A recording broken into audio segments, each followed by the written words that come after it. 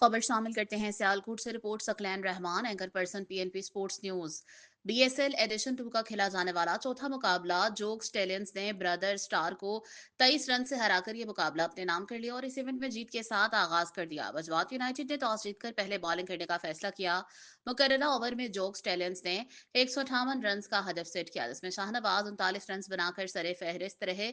बजवात United की जानिब से हाफिज तनवीर ने 5 विकेट अपने नाम की हदफ के ताकुब में टीम बजवात यूनाइटेड का एक बेहतरीन आगाज रहा। आदिल पतन की तूफानी बल्लेबाजी ने मैच वन साइड किया, लेकिन आदिल के वापस जाने के बाद कोई भी बल्लेबाज बजवात यूनाइटेड के लिए कोई बड़ी इनिंग्स न खेल पाया। जोग स्टेलियन ने एक बाहरी बाजी अपने नाम की और जमशेद फामरा 4 विकेट, जबकि हसन आशू ने 3 विकेट हासिल की।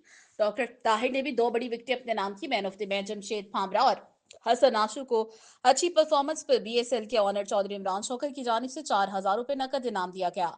मुकाबला जीतने पर जॉक्स टेलेंस टीम के स्पॉन्सर की तरफ से खिलाड़ियों के साथ मीडिया एम्पायर्स में भी इनामात दिए गए। पहली फतह हासिल करने पर मुबारकबाद पेश करते हैं पीएनपी स्पोर्ट्स न्यूज सियालकोट।